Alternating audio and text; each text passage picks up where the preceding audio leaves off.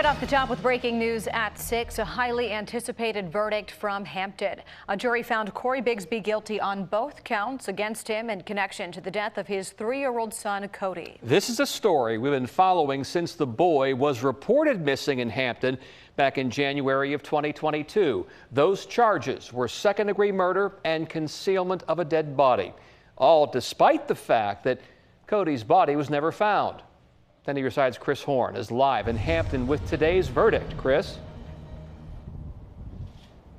Yeah, Tom, one thing we want to point out off the top here, we are now going to say from this point forward that Cory Bigsby was 3 years old. That is the age that corresponds to the date that he was killed, and today his father was convicted of that murder. And it took the jury not very long, less than 2 hours, the 8 women and 4 men to find Cory Bigsby guilty of killing his son. His defense attorney, Curtis Brown, said this was a case about sympathy and not evidence, but the defense was not able to show that Codi was alive with any pictures or any kind of evidence after June of 2021. Brown argued that there was no body and no death was proven, but we've seen cases without a body where people have been convicted of murder. Brown has a very combative and repetitive style in the courtroom. I asked Commonwealth's attorney Anton Bell about that, but first I wanted to know how Bell would have approached the defendant had Cory Bigsby decided to testify. I was going to have no mercy with him. If he took that stand, you would have seen another beatdown in the courtroom. It would have been a legal beatdown. So it would have been no mercy. Was he zealous in representing his client? Yes. Would I have done those things? Absolutely no, because I will not fall from dignity in order to lower myself to those standards. So that's his choice. Bell referring to a beatdown, it was Bigsby who confessed to beating his child to death in the kitchen floor at their home on Ranelette Drive back in June of 2021. Sentencing for Bigsby coming up June of 2024. In fact, the 3rd anniversary of his death, June 18th.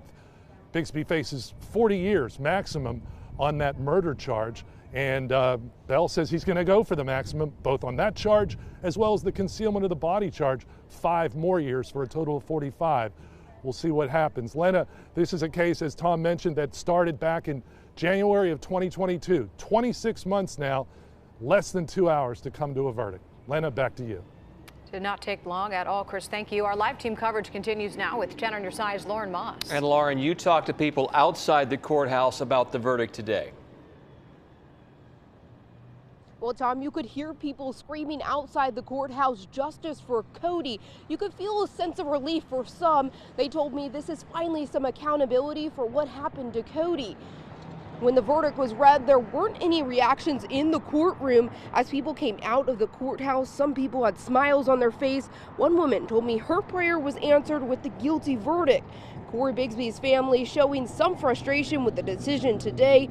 Cory's sisters defended her testimony, telling us she didn't lie on the stand. We kept asking questions. That's when they stormed off. As Cory's family went across the street, people started screaming and hollering at them. He is charged guilty. Justice for Codi. Justice for Codi. Justice for Codi. Justice for Codi. I cried. I'm ecstatic. I'm so happy. So happy.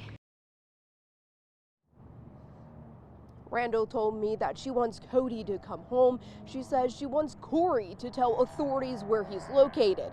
Hampton Police Chief told me that the division is committed to finding Codi. In Hampton, I'm Lauren Moss, 10 on your side.